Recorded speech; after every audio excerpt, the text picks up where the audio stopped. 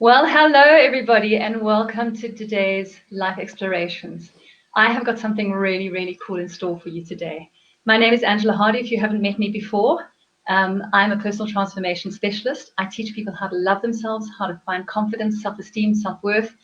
I show people how to get out of suffering and into happiness. So that's my job, and that's what I do for my work life. But apropos of that, basically, I'm in the business of hacking happiness. And recently, I've started to do these interviews with the most amazing people who also have these little tips and tricks and techniques. And they're in the business of helping people to live really productive, really confident, really happy, really wonderful lives. And tonight, we are talking to Hayley Joy, which, please, is that the best name ever or what? I so want to have a surname like that. I got to find out from Hayley if that was her original surname, if she married into it, or she just grabbed it from the ether somewhere. But anyway, Hayley Joy is really interesting woman because what Hayley does is she designs and produces fashion for what they traditionally, I think, in the industry called plus size women. Is that right, Hayley? That's correct. Hi, I have a Angela. client. How's it? Welcome. So Thank cool you. to have you with us tonight. I have a client who's in the media industry and she writes for a women's magazine and she's like, what is this plus size thing? Is there a size and then some sort of size when size isn't a size anymore and you've got to add a plus to it? She's so incensed. I said to her, you've got to like just get rid of this plus size thing and just call Yeah. it a size. But anyway, what is the size that is plus size? From where do they talk about plus size? So, first of all, I like size inclusive. I agree with the Oh, journalist. I like that. That's Size better. inclusive is so much better. The problem with that is that Google doesn't recognize it. So Okay. Google recognizes plus size. That's the hashtag. So for Right. all of us in that space, we have to use plus size. But I kind of circumvent it and I like stick it in at the bottom. But I'm all about size inclusive. So you ask an interesting question in terms of what is classified as plus size.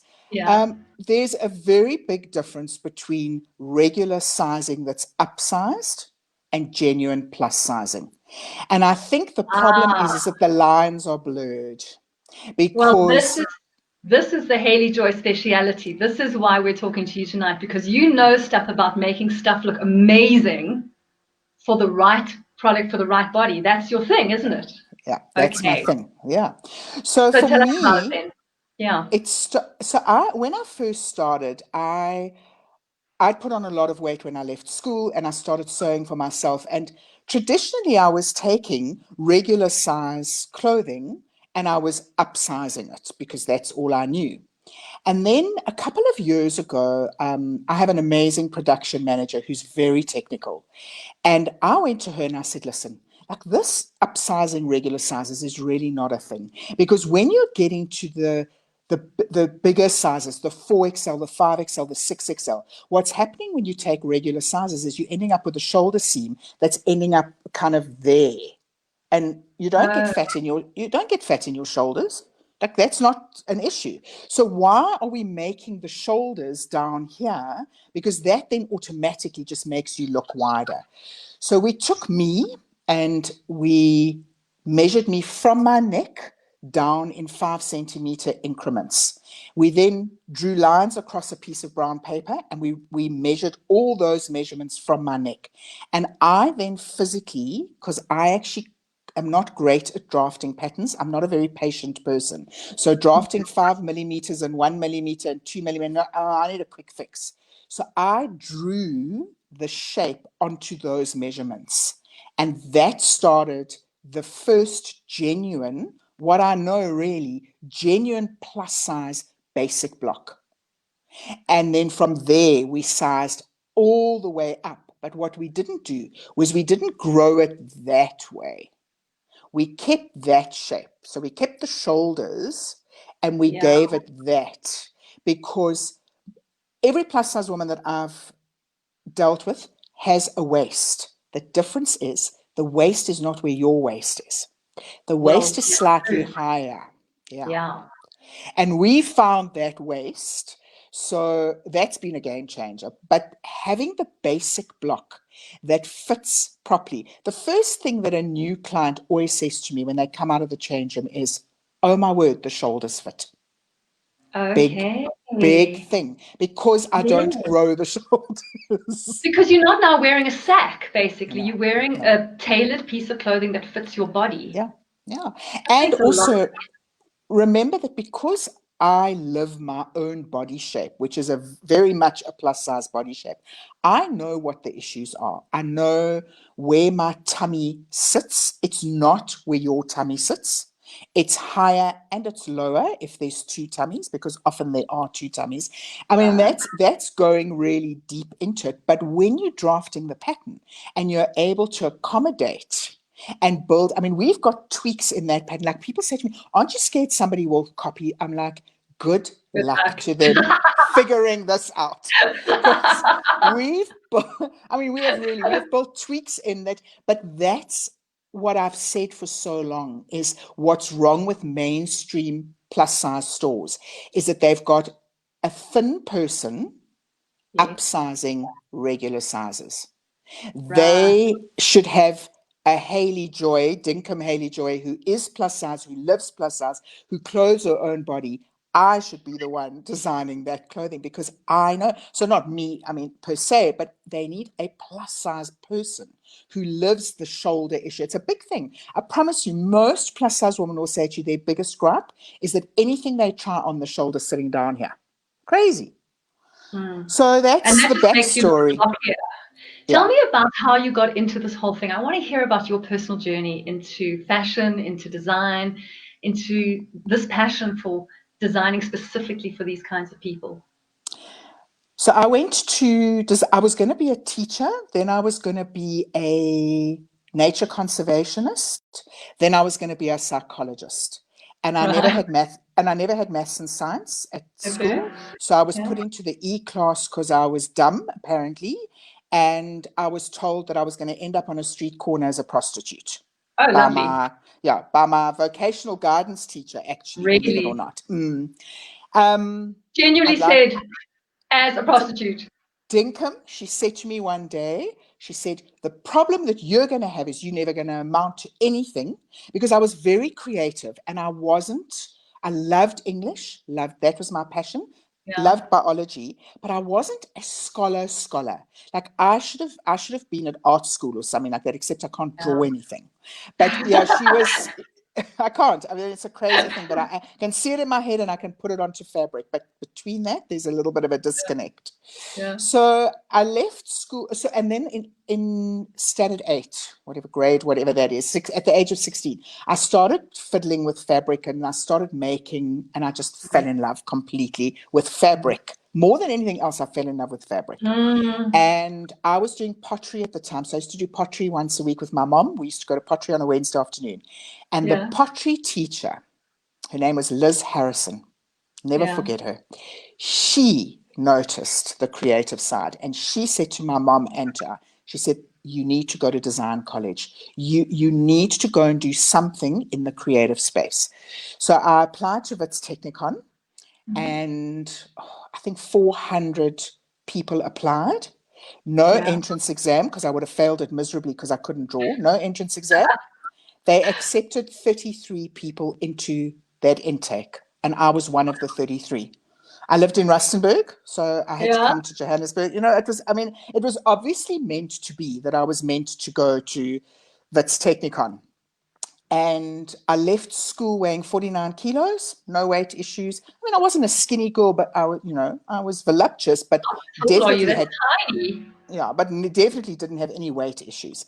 Left Yeah. school, had massive hormone issues, was put Yeah. onto medication, and just blew up completely. I went from 49 kilos to 75 kilos in a year and a half. And I tell this story, every time I tell the story, I said, and I feel my heart Mm. do something. There was nothing, Angela. There was not a single store, there was not a single brand doing plus size or size inclusive or generous size, whatever you want to call it. Nothing. There was no Penny Coolin in that day. She came a couple of years later. There was nothing. So I obviously had to start sewing. So I started sewing for myself. And then wherever I was, I'd have women come up and ask me, where did I buy my clothes? Because they knew. And that's how the business evolved. And I started sewing. In my second year of college, I was already sewing, making people clothes and selling and up and running. Yeah. And when I left college, I just automatically went into it and carried on doing it. I wasn't doing very, very large sizes, but I was definitely doing size inclusive fashion. So it was regular sizing that was generous. I was giving regular sizing some generosity. Mm. And so that took me, I did that for 20 years. And then I had a breakdown at 40, and I had a life-changing breakdown on every level.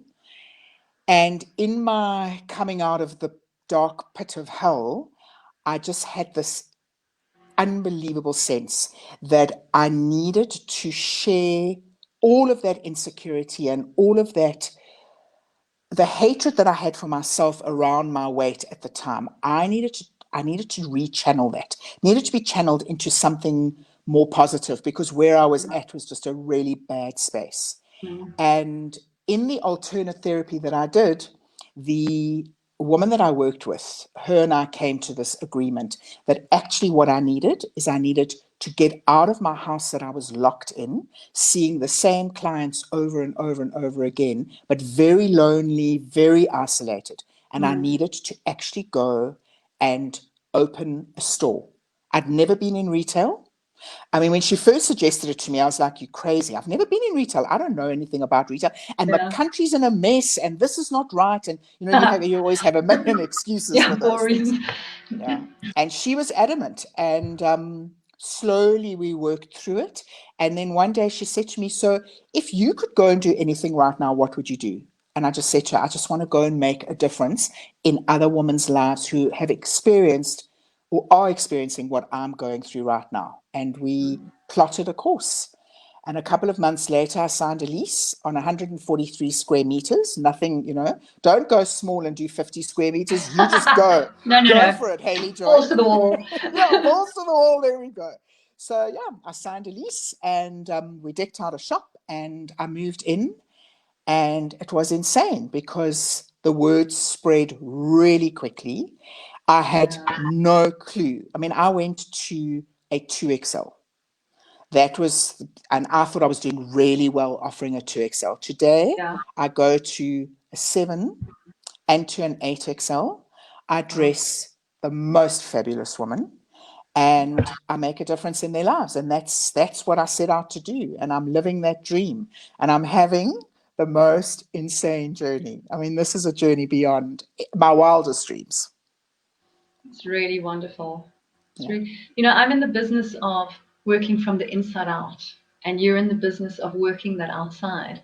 And what they say, the sexiest thing a woman can wear is confidence. I've always loved that quote. I've always thought Yeah. it's such a gorgeous quote. And that's absolutely true. And the thing is that when we look good in ourselves, we feel good in ourselves. And that sense of confidence Absolutely. comes up out of us and says, "Hey, I'm okay. Yeah. I'm okay." Tell me about this.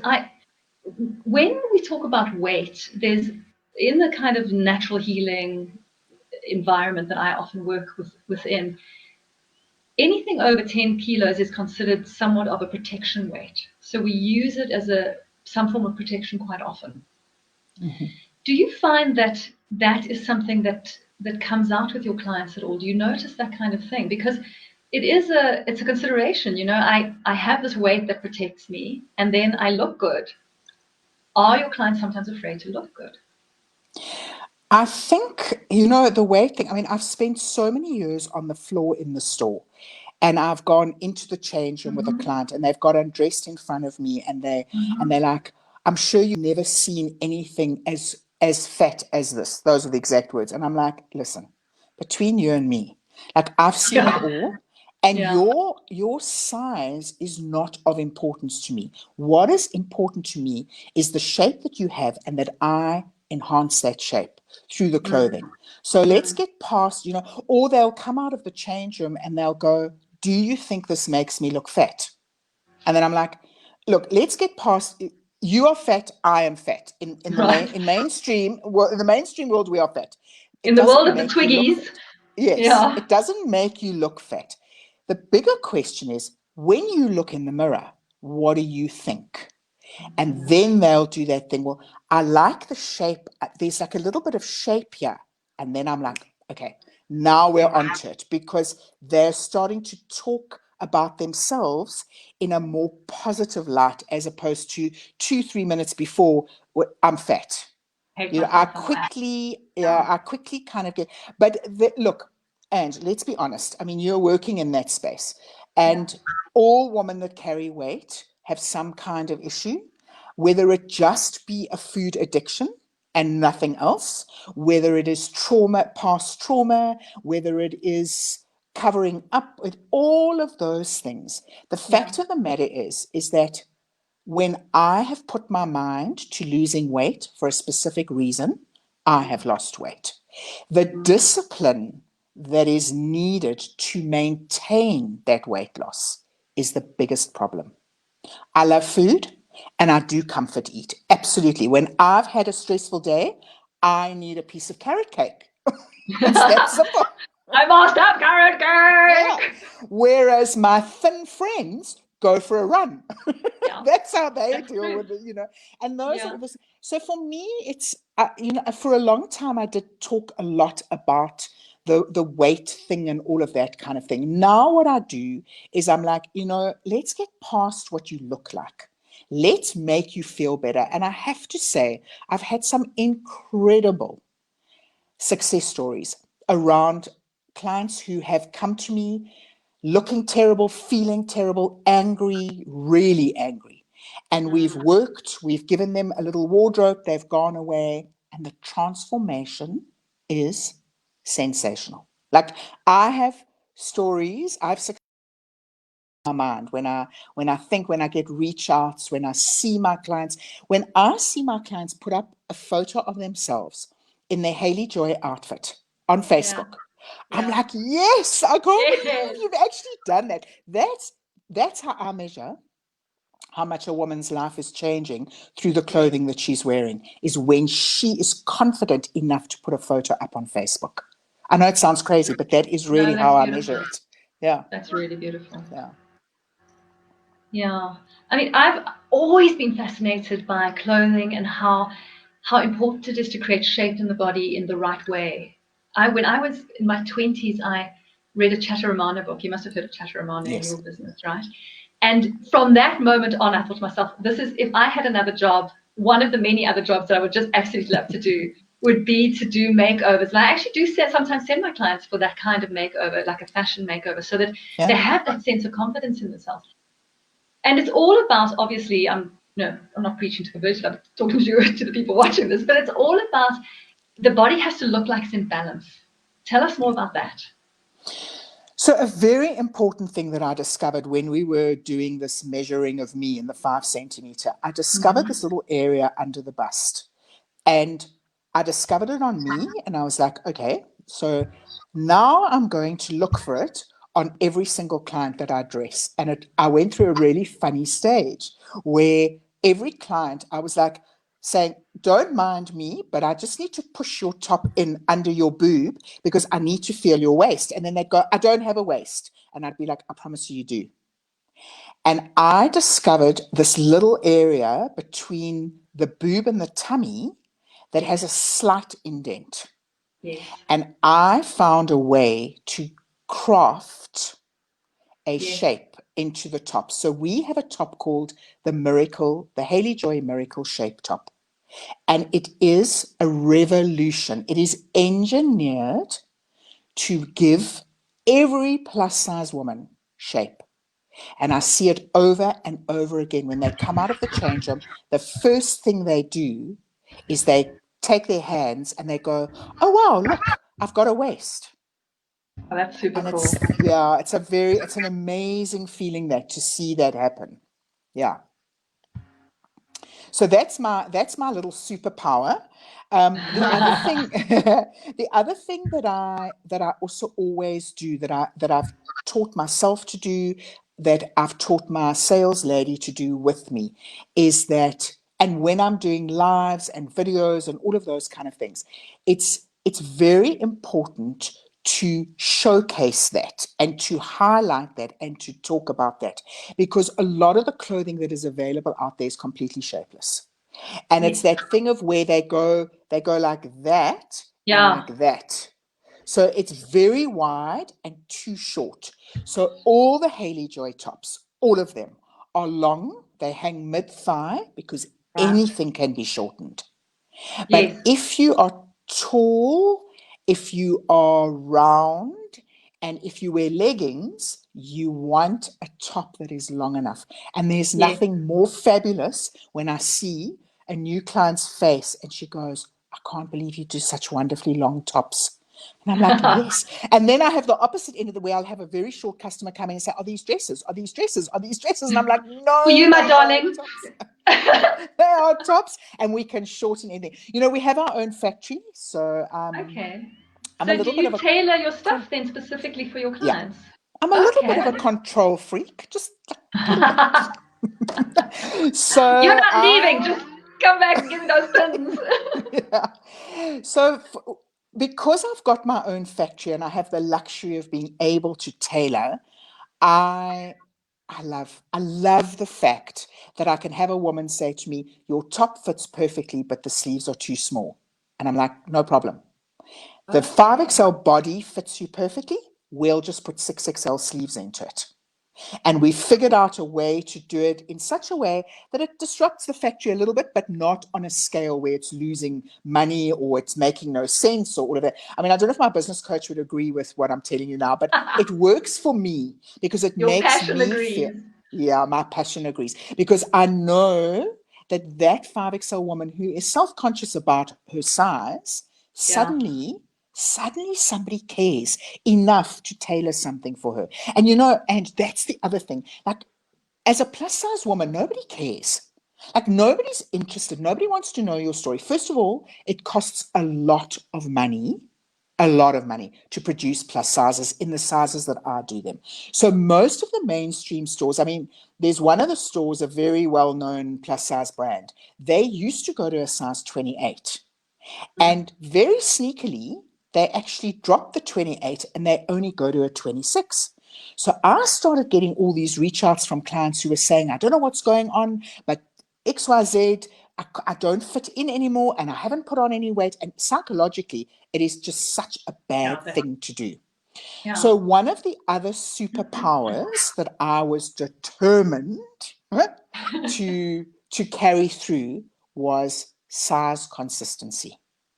Right. And That's if we, important. yeah, if we never spoke about anything else, I can tell you now that my clients don't think about it because they're so used to the consistency.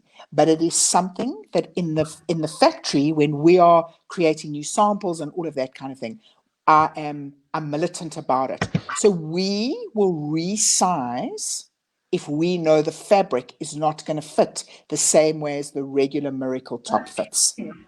And we never say anything, but when we send it to the client and the client receives it, it fits perfectly. And oh my word, size consistency. You cannot get size consistency from anybody. And I understand that because, I mean, if you think about a site like Superbalist, I mean, they've got like 100 or 1,000 different labels and Yeah. everybody's size is different.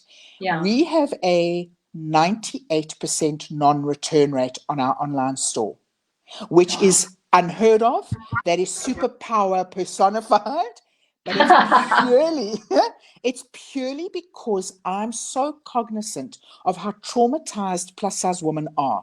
And there is Right. nothing worse than when you start buying from a brand and you love, love, love, and then you buy one top and it fits you beautifully, and then you buy a second one and it's not so good. And then by the time you get the third one, the sizing has changed, the shape has changed. Our Yeah. shape never changes. We have one shape and we work everything off that shape. And those are the behind the scenes things that I have spent. I can't even tell you how much time I've spent engineering consistency to keep the client calm, and to the point now where the Hayley Joy regulars never question. I put up a new sample, they'll message me and say, I love that top. Can I order it? Thanks. They'll get it. I'll get a message. Oh my word, I love my new top. And that's what I strived for. That was in the breakdown, coming out of it, that was the dream, was to create a safe, respectful space for women of all sizes. I have lots of smalls that buy from me. I have some real tiny, skinny. I mean, do you know Paula Quincy? No. Okay, so Paula's a relationship coach. I dress Paula, she's skinny. I dress Nina who introduced you and I. Yeah. I dress Nina. Nina's a real skinny. So I Yeah. have, yeah, I dress, but my real deep passion is for the 4XL, 5XL, and 6XL because nobody is making clothes to fit those girls. Nobody. It's too expensive. It uses too much fabric. They couldn't be bothered. And I like the fact that they can't be bothered because I want to do that. That's like that feeds my soul. It's never about the sale. It's never about the money. It's never about any of that. It is purely about making women of all sizes feel honored. And in 2020, and you tell me, in 2020, should it not be like that? Should that not be the norm now? And we are still dealing. My hubby, yeah, I know. Oh, my hubby he hangs out a lot on a thing called Flipboard, and they have some really amazing articles on there. And he often sends me articles from overseas publications, and it's always the same thing. XYZ brand is bringing out a plus size range for women that is black. And I always say to him, it's 2020. Like, surely by now, I mean, the average size of a woman is a size 16. Like, can we get over I'm this on that it's already. so special? Not that it's so special that a brand's deigning to make plus size fashion when Hayley Joy's been doing it for 15 years and we don't rah about it. We just get on with it and do it and make women feel fabulous. Because remember, I'm my first and foremost customer. Like, I'm the one who designs it. I'm the one who checks the pattern. I'm the one who moves a line, moves a bust line. I'm the one that does all of that. And then I am the one who puts the first sample on. So all samples get made in my size. And over the years, so my production manager's skinny, like she's a size 0.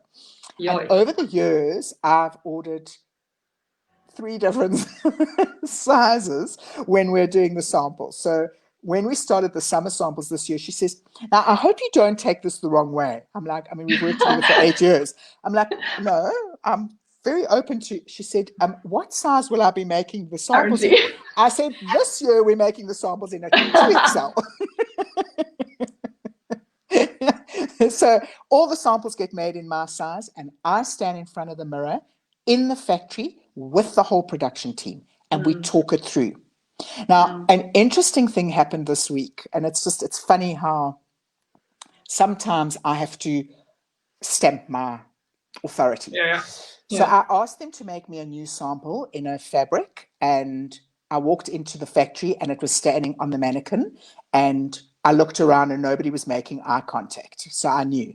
So I was like, ladies, do you hate this top that much? And they're like, Aish, Hayley, I don't like that top. I'm like, okay, should I try it on? You can try it on, but we don't like it. I'm like, okay. Anyway, I tried it on. I loved it. And I loved it for the reasons that I know my clients will love it. And I'm looking at these skinnies thinking, you're never going to get this. So I'm gonna pull rank here, and I'm going to tell you that I'm going to tick this sample and it's going to go into production. Anyway, a couple of hours later, I get a new client, brand new, never been before. And I said, and she had quite a heavy bust. And she told me how fat she was. And I said, well, you're not fat here. You're actually a normal size because I'm here for you.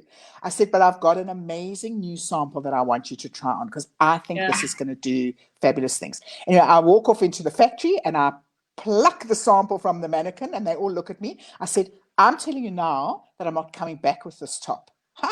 They all laugh at me. They're like, you'll come back. It's not nice. I said, watch. Anyway, I go in. Her hubby was with her. She puts the top on and he turned around and he said, oh my word, look at you. And she literally went from this to this, like in front of our eyes. It was the most beautiful transformation. Anyway, she bought the top. So I took the empty hanger And I walked through into the factory. I never made eye contact with anybody. I hung it on the rail. And when I turned around, I said, it's sold. And they all they went like this. And they said, you know what? Do we know? I said, no, you never know.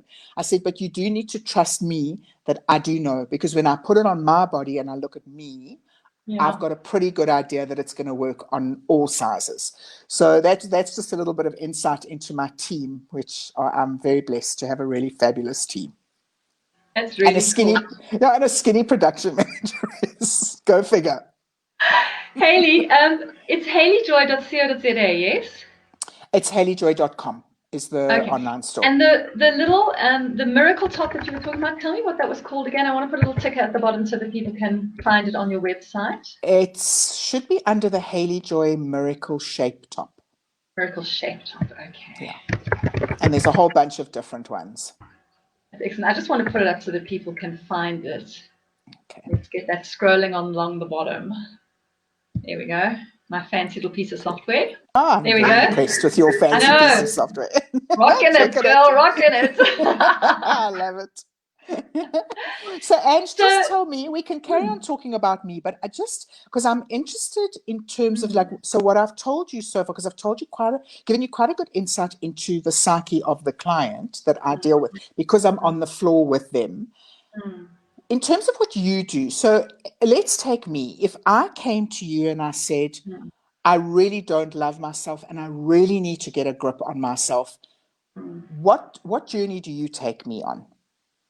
Do we have time for you to? I'll condense it as much as I can for you. It's the thing about learning how to love ourselves is that the basic problem that we have is that we've got a whole bunch of misunderstandings and sabotage programs that get in the way of loving ourselves. So we don't understand how the mind works to create our feelings.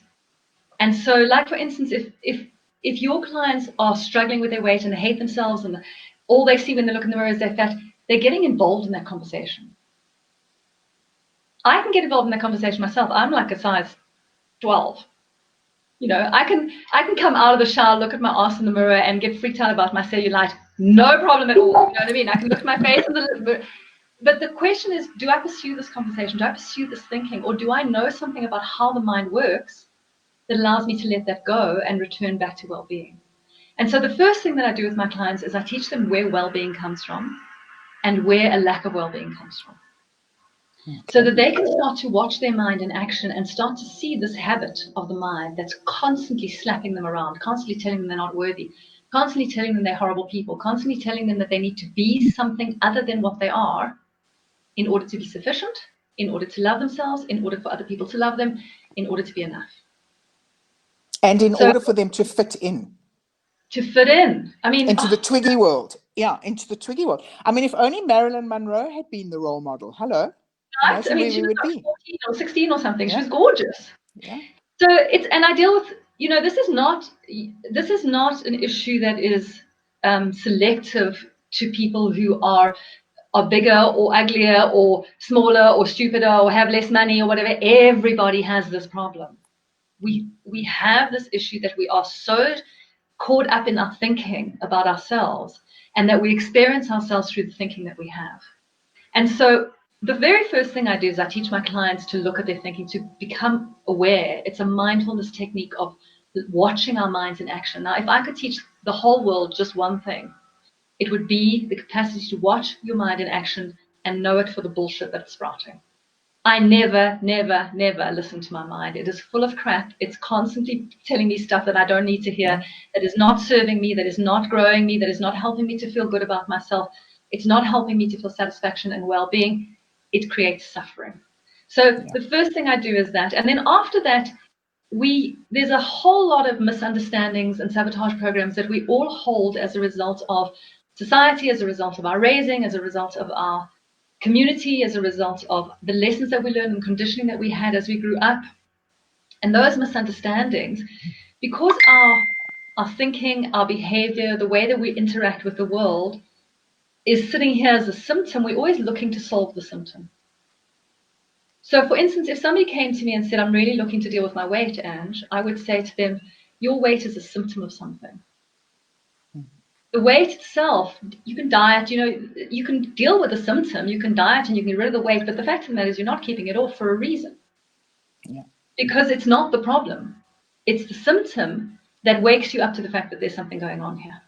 Yeah. When my clients come to me and say, I'm depressed, I suffer from terrible depression or anxiety or anger or a lack of self-worth or a lack of self-esteem or whatever it is, that is a symptom of something else going on in here. Mm. And so this is why it's so very difficult for us to help ourselves, is because we're constantly trying to work with the symptom. I spent 25 years in personal transformation for myself, trying to find that place of happiness and well-being within myself, trying to stop suffering. And what did I discover is that all that 25 years was a complete waste of time because I kept chasing the damn symptom. Yeah. Be less aggressive, be more, better with people, be richer, be more successful, be approver, be whatever, all the stuff that I chose as my route to success, all of that was a trap that kept me stuck where I was. And so interesting. what I do with my clients is that we get to the misunderstanding that lies below all of that, and we correct the misunderstanding. And I use something called kinesiology, which is an extremely powerful technique that instead of being, let's go and talk about the misunderstanding for about 10 years so that we can retrain your brain into a new understanding. We use the kinesiology, and within an hour, I can literally remove that misunderstanding from the unconscious mind, from the energetic system of the body, from the entire biocomputer, and reprogram something new. I've done kinesiology. Amazing. And it is incredibly powerful. And I'll tell you now that one of the things, so the first therapy that I did was the Bach flower remedies. Oh, yeah. And it was really interesting because in the first couple of weeks, whenever she told me to go and read geranium or mustard or everything I read, none of it could I relate to. I was like, this isn't me, this isn't me. But slowly, as I started to kind of peel back the layers and get to the core of the problems, that started to work for me. I then did do kinesiology. What's really interesting about what you said is that you spent 25 years chasing all of those things. Yep. The most important thing that came out of the therapy that I did, so I had a choice to do the drugs, and I say that if that's the choice, I mean, I'm not standing in judgment of it, but for me, I knew I needed something that was going to dig deep, not something that was going to mask. I needed to really go deep, and that's why I chose the Bach flower. The most important thing that came out of it was that thing. I'd also spent 25 years trying to be what I wasn't. And when I let go of that, I mean, the weight is an interesting one because it has fluctuated since then. I mean, I gave up smoking and was absolutely perfect and then discovered chocolate, and then that was a disaster. But what came out of the therapy was this thing of, and she warned me, she said, you are going to lose a lot of people close to you who you think are there for a good reason. But in actual fact, they're only there because they love the drama. They love the fact that they're calling you. I mean, I had a friend who would call and go, so have you committed suicide? So have you committed suicide yet today? And I'd be like, oh, I hate today. I don't want to come out from under my duvet. And I wasn't really that kind of person. But what we did in the repatterning is I went from a very negative, everything was a negative. I only ever found the negative first. And we flipped that completely. And she taught me how to go and also to reframe, which I'm sure you do as well, reframe the way I speak. And now I reframe the way I write as well. So instead of using but, I use positive words because when I read it back, it just makes me feel so much better than when I use but. And often I'll type a simple message to a client. So let's say a client reaches out and says, can you make me whatever? And it's not in my realm. Instead of going, I can't make it, because already I rephrase that and I go, it is something I've considered. And then instead of saying but, because again, the but is a problem, it is something I've considered.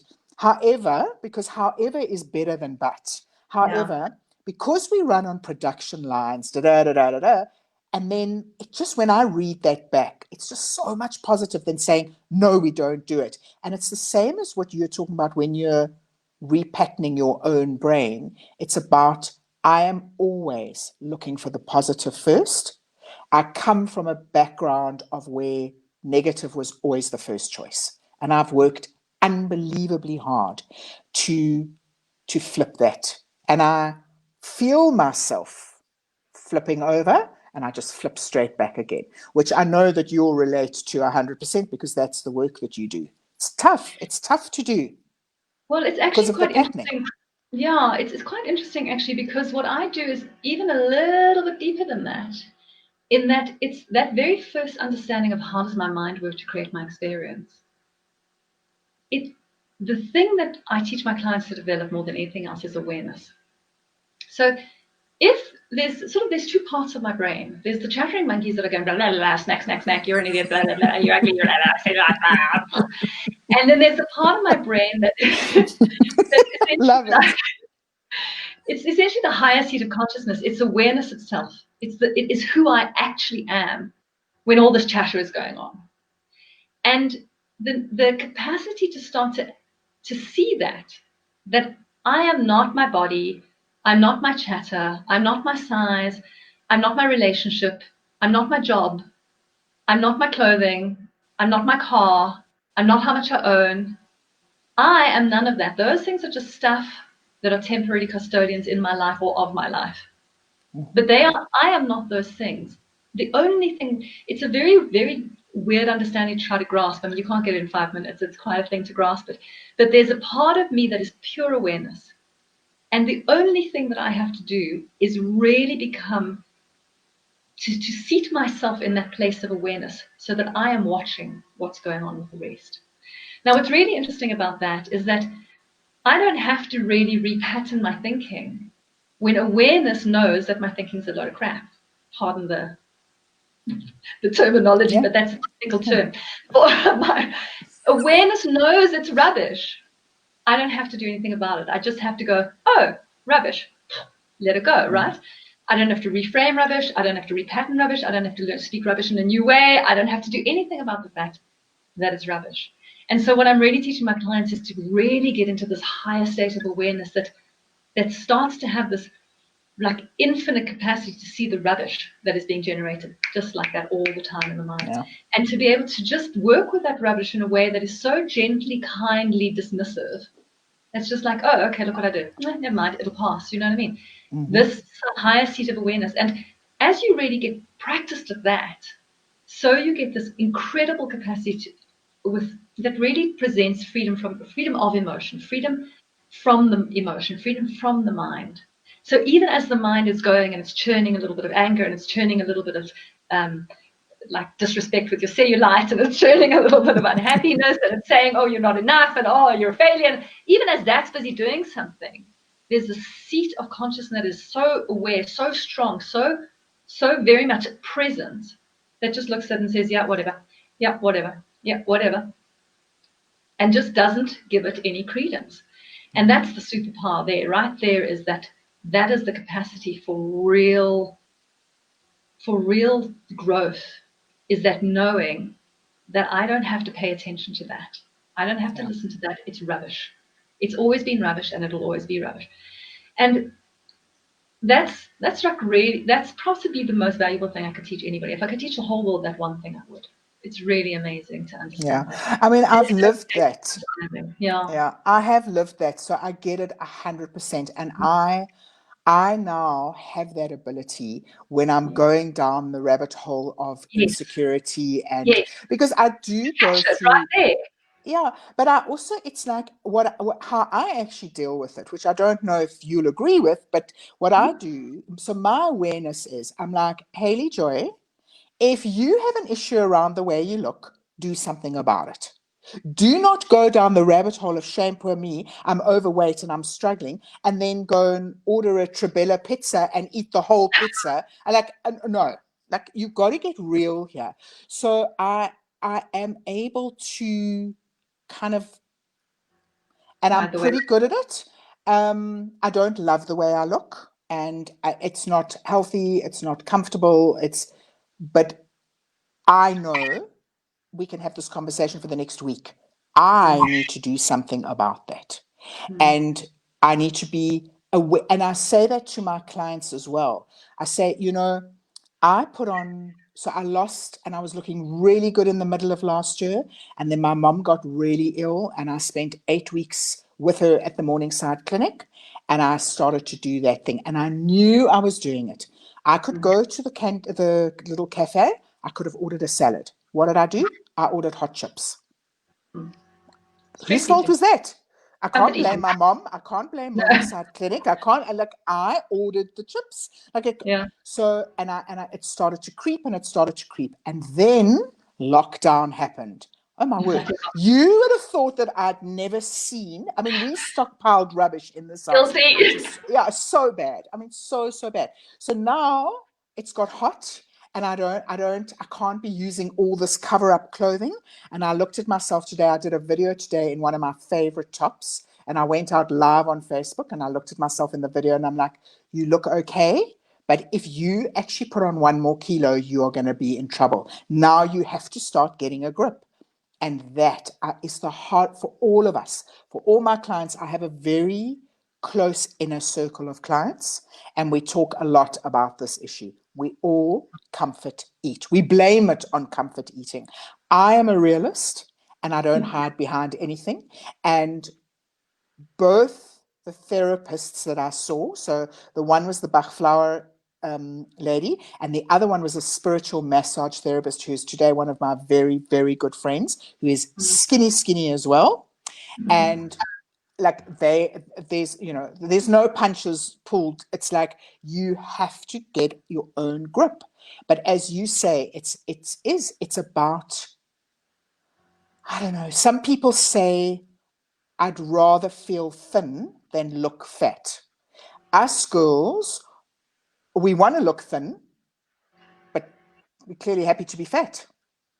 And I say that in love and light because I don't really like to use that word, but it's a very deep. I mean, we could do a whole show just on the psyche behind it. For me, I have had tremendous success with clients where they've come in really large. I've dressed them beautifully, and they have. I talk about it like this: they go from eating the whole cake to only eating a slice of the cake because they start getting complimented, they start feeling better about themselves. And I've had some incredible stories about women who have gone to put in petrol and the petrol attendant, and they're wearing a Hayley Joy, like the picture behind me, like that's a print, one of my own prints, and that's on fabric as well, like that kind of print, bright, bold, beautiful. And the petrol attendant has said, wow, ma'am, you look really beautiful today. And they've sent me a WhatsApp and said, Hayley Joy, I just want to tell you that the petrol attendant today told me I look beautiful. Like those are the relationships. So, as much as we can talk about the dark side of the weight thing, it is an issue and it is a problem and blah, blah, blah. But I'm not in the problem industry. I'm in the solution industry. And the solution is that I make Yeah. clothes that make you feel beautiful and hope that it'll inspire you to not eat the whole cake. Well, in terms of eating the whole cake thing, just the way that I think about weight as a psychological something to work on, it's exactly as you say. When I feel good, I make better choices. Yeah. So this weight is a sabotage if you don't want it. But there's a conflict going on somewhere along the line. I don't want it, but I'm making bad choices. Yeah. So with the Yeah. kinesiology and with the work that we do, like what is going on with the mind here, we're looking at what is the sabotage, what is the underlying belief that keeps you making those choices?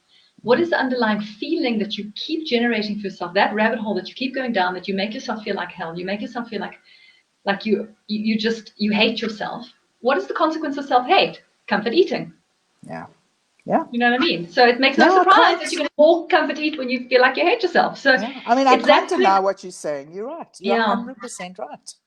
So Yeah. it's what I always say to my clients is that we love ourselves thin. We don't punish ourselves thin. We don't hurt ourselves thin. We don't shame ourselves thin.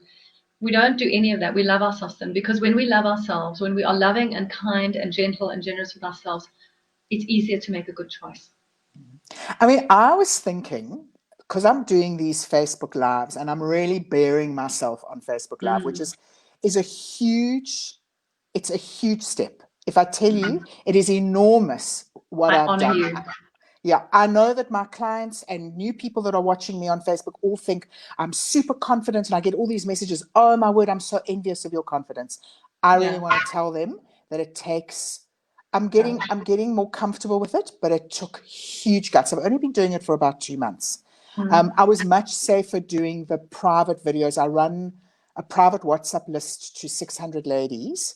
How can And people get on that while we've got on that subject? they can email me, Hayley at hayleyjoy.coza. It's a good place for them to get onto because it's very private and I share lots there. Can you just check that that is correct for me? Hayley at That's Hayley Joy. hayleyjoy.coza. Perfect. That's it. Thank you for that. So then they'll Yeah, get on your so WhatsApp list. Because you were talking earlier about how you send out all sorts of videos and all sorts of information about how to dress and what to do. I mean, this WhatsApp group yeah, is not just about here's my new product for sale. It's all sorts no, of really valuable stuff. Tell me more no. about that. So one of the things that last year, I've told the story before, but I'll tell you because it's quite an interesting one. Last year, in the middle of the year, I was following a couple of American coaches, and I'm not big into watching coaches. It's not my thing, but there was just an attraction to a couple of them, things that popped up on Instagram, and I clicked on it and I went and watched it. And what was coming through really strongly from them is that you need to start learning how to serve your clientele as opposed to selling. And I had been doing that for 3 years on this WhatsApp list. And my thing is that I will never spam those 600 women with anything that I don't love, that I haven't test driven myself, because I'm not in the game to make a quick buck. I'm in the game to build long lasting relationships and make a difference in a woman's life. So I'm going to spam her with an ill fitting garment that's going to shrink or stretch after 2 washes. I mean, what am I going to gain out of that? And it's just not who I am. I don't like doing business like that. So I started the WhatsApp lists, and how it's evolved is it's now become a serving space. I go out, I show them what I'm doing, I explain the fabric, I explain the thinking behind the design, I tell them why I think they should buy it. If they message me and they go, do you think it'll suit me? If I know it won't suit them, I go straight back and say, this is not your style. Next week, I've got your style. And it's become this really amazingly safe, beautiful, interactive. But because it's a list, I go out to all of them. When they only answer me. There's no madness of a group. There's no craziness of this thing going all the time. Round and round But and round. I've developed unbelievable relationships there. And I want to highlight something for you, because everything that you read and everything you study and any marketing course you do, they talk about the conversion. How do you take that one comment and convert it into a sale? So I'm not so interested in the converting it into the sale. Mine is more like I don't know, like a slot machine. It's like a gambling kind of, I don't know. It's like to get somebody who's so tentative and actually get them to a point of where I know I can send them something that's going to make them feel better about themselves. That's the road I like to travel. So I did a live yesterday. No, I did a live this afternoon on Facebook. And this lady left a comment, a private message. I wish I was closer so I could come and try these clothes on. And I answered her how I always answer those very tentative comments. And I then moved her over onto WhatsApp. I then got to a point where we were chatting. I then sent videos, I sent pictures, I sent the size chart, I sent a voice note. She sent me 3 photos of herself. I know you know what that is. That's gold. that woman who we don't know each other from a bar of soap, suddenly within 20 minutes, she was sending me pictures. She was telling me how horrible she looks, how fat she is, how ugly she is. She was every negative word. And I just went straight back and I said, first of all, you are beautiful. I mean, she's got the most beautiful face. I said, you are beautiful. And please understand that your size is of no interest to me. I just want to send you clothes that will make you feel better, but I don't care what your size is. And then she said, the photos that you sent me of those two women are much bigger than that. And then she sent me the photos. And I went back and I said, just between you and me, you are not much bigger than those two. You are seeing yourself as much bigger. But I promise you, and then I went we had a whole conversation. I was so blown away by that interaction, because the interaction that you and I would have, you'd message me and say, I really love that top. Do you make it in a size small? Done deal. But Small, are you kidding? You'd be a Hayley Joy small, I promise you. I look good on this video, obviously. Small. But just that I know you'll understand that interaction, that I managed to get somebody who hates herself so much. I managed to actually get her to a place where she's agreed to let me send her a top. Yeah. I said, let me send you one top and one pair of pants. You pay for it, because that's how I work. I do a cash apro. Pay for it. I send it with the courier. If you don't like it and it doesn't work, I send the courier back.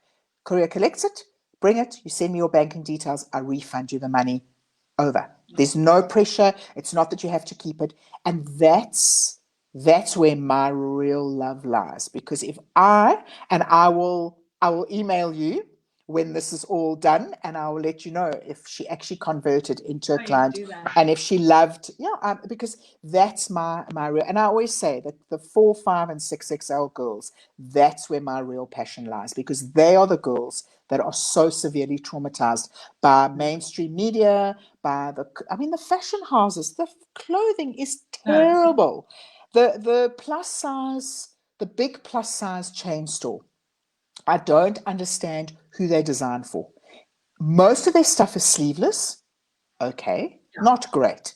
But if you're going to do sleeveless, can you please make sure that the armhole isn't open to the waist? Because that's like a serious... anyway, so I'll tell you that based on that, I developed a camisole, because I've got a lot of girls, especially the girls that live up north, that they just cannot wear sleeves in summer. I mean, they get to 40, 45 degrees. But also there are a lot of plus size girls who actually don't have bad arms at all. So we engineered, I mean, this is a standing joke in the factory whenever we talk about the miracle swirl camisole. We made 6 samples before Hayley Joy was happy. But when I was happy for this reason, that the armhole is engineered, that none of this stuff, this little bit of stuff, and on the back, none of it hangs out. It is all covered.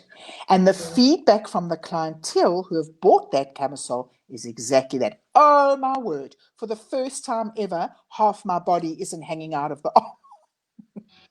I mean, we're having this conversation with you, but this is what I deal with. Like, they'll send me a photograph of themselves in a camisole that they had made. So they'll go to somebody who says that they make plus size clothing, and then they'll send me a photo and they'll say, what's wrong here? And I'll be like, everything's wrong here. Everything is wrong. It's too short, it's too wide, the armholes are too big, everything's wrong. And that neckline is terrible because it's making you look like a box. And then they're like, why don't we just buy from you? I'm like, well, that's every now and again you girls feel like maybe you should try something else, and then that's what happens. But that's where my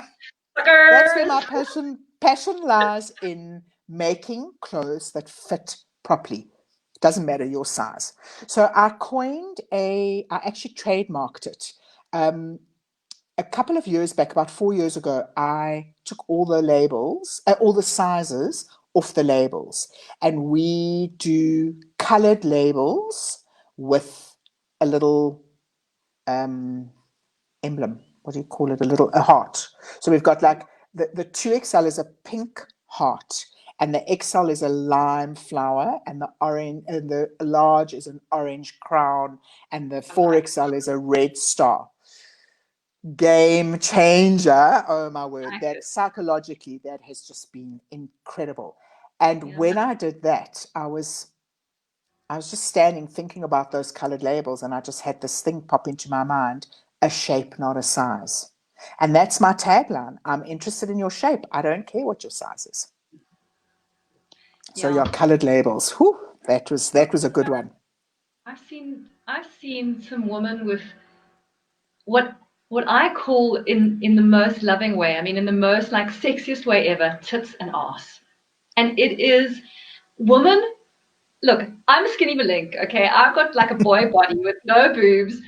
My arms are still working on. I'm doing all those like to try and get my, because I play a lot of badminton, so I need steady knees, you know. And I got to work these glutes. And as I'm working my glute medius, it's making my ass a little round ass like this. But I see these women with tits and ass, and it is fantastic. I mean, that's what women are born to look like. We're supposed to have tits and ass, you know. And it really offends me in such a deep way. These fashion magazines where they'll talk about cellulite, and then they'll put on their cellulite article 6 photographs of women with no cellulite. It offends me so deeply. Yeah. And I actually did research on this at one time because I was doing a speech for a charity thing that we were doing. And do you know that I think it was in the region of 85% of women have cellulite? Yeah. I'm yet to see one. Yeah, I'm yet to see one that doesn't. So what that tells me is that you don't have cellulite. You're the unlucky one. Because you don't look like the rest of us, and you haven't come into that wonderful childbearing, fertile tits and ass and cellulite state that's going to allow you to be a fully fertile, child-producing woman. You know what I mean? And this is how we should be thinking about the boodelishiosness of breasts and butts and shape and waistlines. And do you know what I mean? It's like you just get to a size 12 and people are like, oh, I get to a size 14. You know, it's like, what? What are you talking about? The crazy thing though is that it's a very white woman thing. It's not one anymore. Well, because my black clientele, those women, I love dressing them. I love them. They are so embracing of themselves, and they buy 2 sizes smaller than my white clientele would buy, and it's tight and it's hugging and they love themselves. They stand in front of the mirror and they start doing that whole thing and whatever, and I look at them and I'm like, whew, it's so nice. It's so refreshing to be with women who embrace themselves. I agree that there is a shift happening in the younger black market because of the media, because of what they're being fed and what they're seeing on social media. But then if you look at the Kardashians, I mean, I know we shouldn't use them as role models and all of that, but if you look at their body shapes, what I find sad is that every now and again, if the camera catches Kim from the and Chloe actually as well, if it catches them from the back, they have got serious booty, those girls. They've got really, really generous bums. And you never see it. Sometimes the camera catches it, and I don't know why it hasn't been cut out. And it happens regularly in their show that you just catch. It's like a 1 or 2 second glimpse. But they should be the role models. Kim is short. She's very short. She's got a very, very generous bum. But they should be the role models in terms of size and accepting and all of that. I don't know, though, Ange, if we'll ever get past this thing of the media focusing on that skinny is the only way. It ain't Hollywood, babe. It ain't Hollywood. No, this is... And those girls starve. Those girls, trust me, I know. And I can tell you honestly, because when I have tried to be really, really disciplined is not about eating. I'm sorry. And I mean, I might be putting myself out there incorrectly, but for me personally, it is not about eating 3 balanced meals a day, because nothing happens with that. It is about eating bare minimum and exercising madly. That's what actually does it. But it's a consistency thing. You can't do that for 3 months, lose 10 kilos, and then introduce a potato once a week, and then the following week 2 potatoes, and then 3, because all that weight just creeps straight back on again. And it's a very, I mean, it's a whole conversation on its own, this weight thing. I don't know. It's a tough one. It's a tough one, and I don't know. I don't know if I'll ever get a grip on myself. As I say, I fluctuate between I'm gonna do this, and then that piece of carrot cake. And so I'll give you an example. Okay, so I discovered lemon and butter chips made by Impala. You know, Impala, the famous Impala in North Cliff. They make their own chips, and they've got a flavor of lemon and butter. I discovered lemon and butter. I ate a full bag of lemon and butter through the whole of lockdown.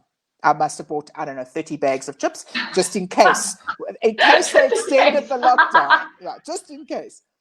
And that's the first mistake, my friend. Yes. You can't have that stuff in your pantry. No, skinny girls don't have that stuff in their pantry. No, they don't. I know that. Anyway, so when I decided, like after lockdown, that in like about level 4, I decided, okay, I better actually start doing something now, because this is crazy. I decided the first port of call is to ditch the lemon and butter chips. And I did. And I was very proud of myself. Yeah. Except that I've just replaced the lemon and butter chips with like something else. Like now I'm eating wine gums. And I know you can do wine gums are good when you're on a diet plan, but not the whole packet of wine gums.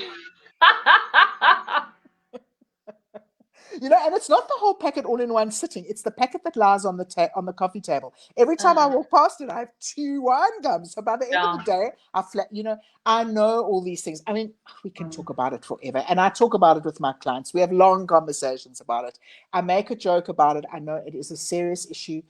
The health, I suffered from terrible pain. I went through every single, the medication, the scans, I went through it all. And my GP said to me, I promise you, if you lose, actually, my Pilates instructor, the fabulous Linda Green from my Pilates, she's much younger than me. And one day I said to her, I'm in such pain. I actually don't think that I can do this Pilates class. And she just turned around and she looked at me and she said to me, if you just lost 10 kilos, you'd be able to do this Pilates class. I got such a fright, because there was no joke in it. I got such a fright. It was so good for me. And I went out and I committed to losing 15 kilos. And you know what happened? All the pain disappeared. No pills, no doctors, no nothing. The pain disappeared.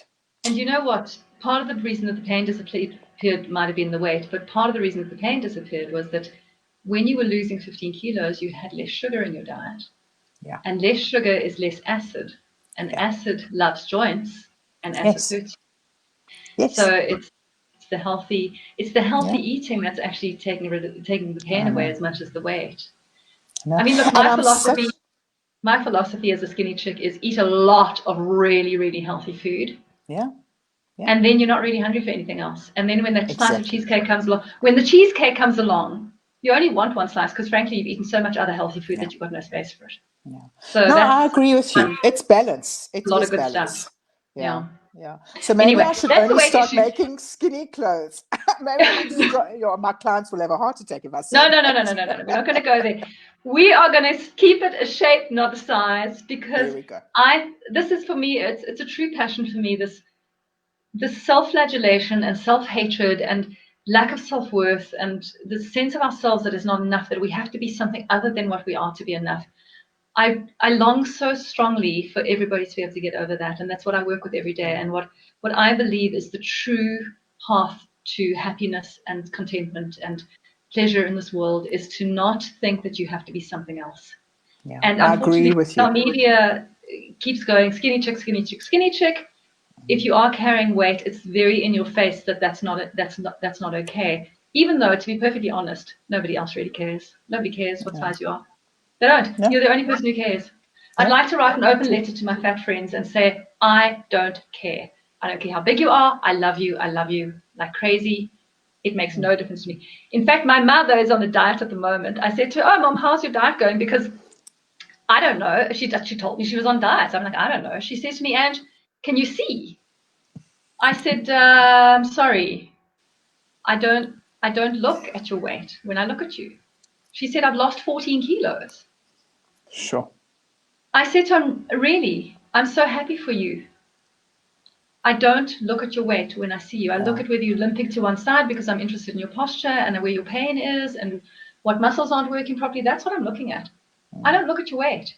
And when your friends tell you, well done for losing that 10 kilos, that's amazing. It's not because they care that you've lost 10 kilos. It's because they know how hard you've worked and they really want to support you. They don't care about your weight. They love you like the desert loves the rain. That's how much they love you. They don't care what you look like. They care about your health because they know that with weight comes health issues. And you're right, they do. They care Well, they care about for your you health. about your health, but they don't care personally about your health. They just care for you that you should be okay. You know what I mean? Yeah. And I agree. it's this fear of judgment is huge in self-love. It's huge in self-love. And when people carry weight, they're constantly thinking that other people are judging them. Yeah, we might say, oh, okay, she's a big girl. I don't care. I don't care.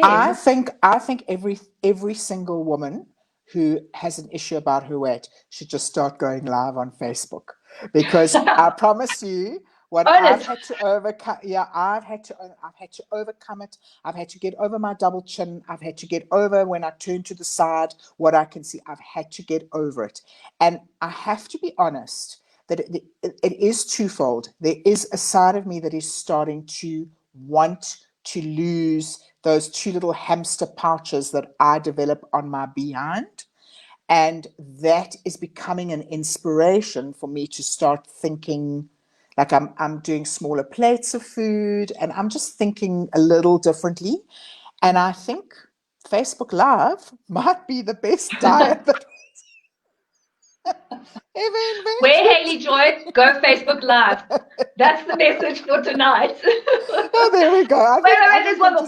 Where Hayley Joy, go Facebook Live. Stop talking crap in your own head and stop looking at those magazines and those media and all of those women. Just stop. Just stop that immediately.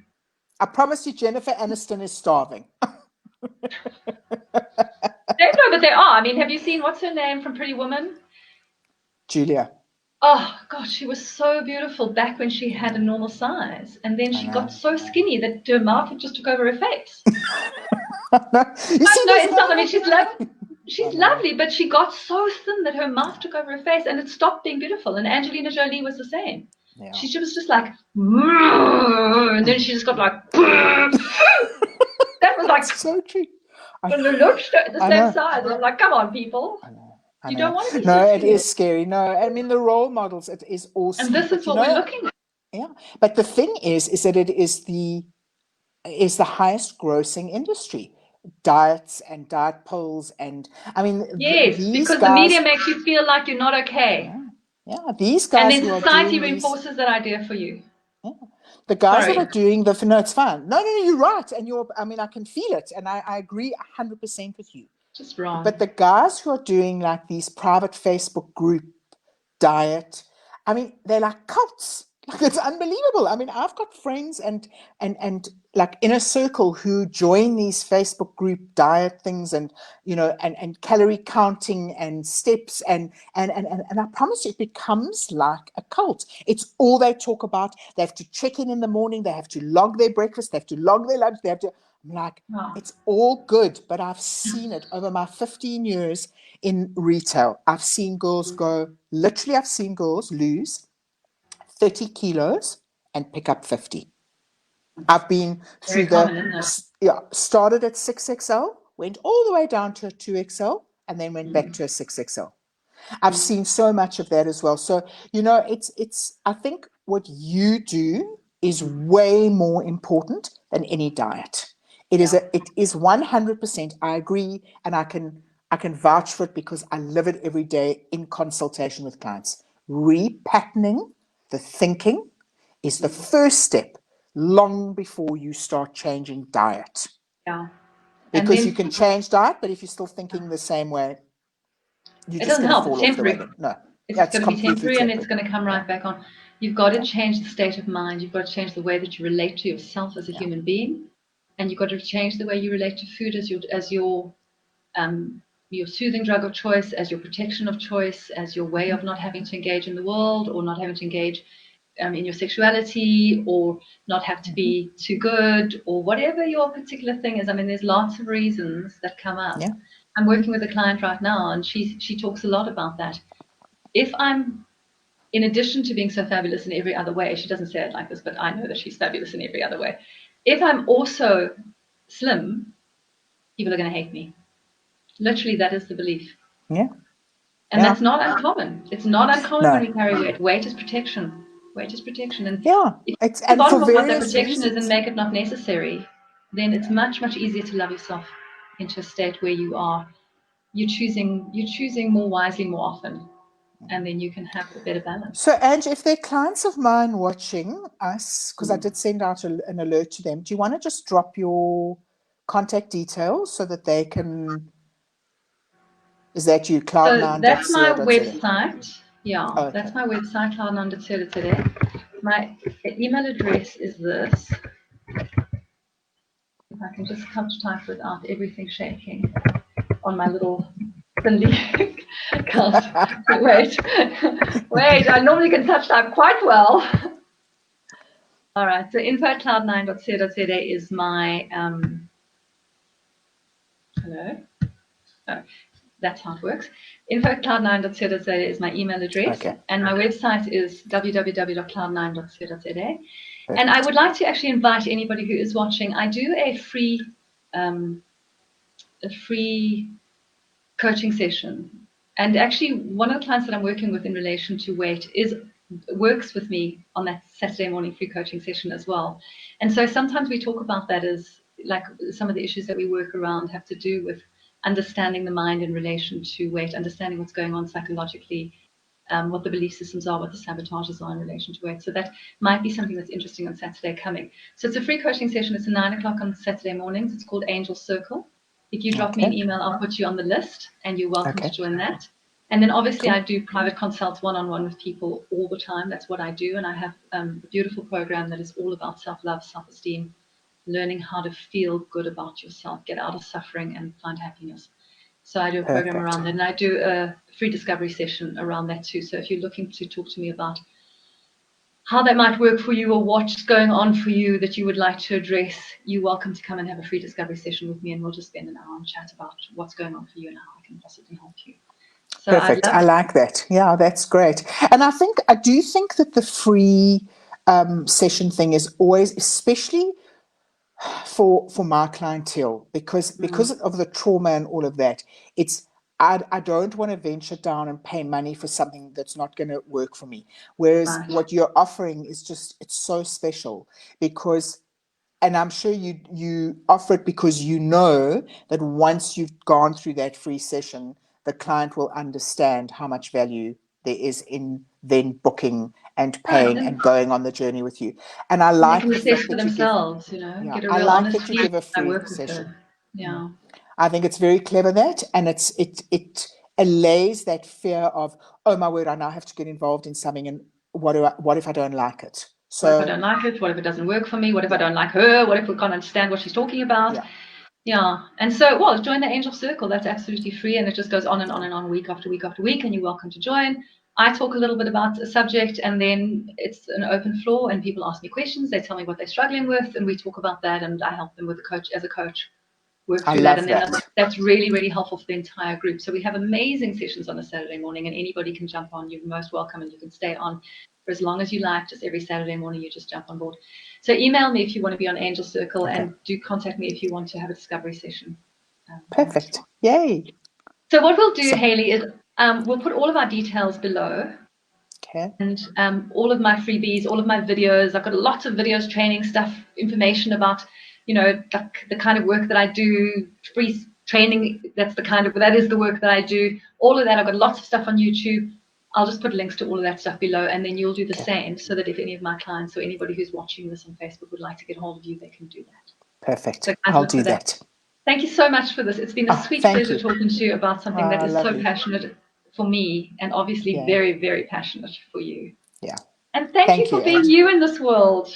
Oh, thank you for you too. I honor you Thank you. for the I work that you do. appreciate It's that. amazing to. Living my dream in like so many ways. Oh, I'm very blessed to be living this life that I am. that's Yeah. wonderful. Thank We you, will Hayley. talk again, and thank you for the offer to Pleasure. clients for the Angel Circle as well. Lots of love, Ange. Take care. Cheers, everybody. Okay, bye.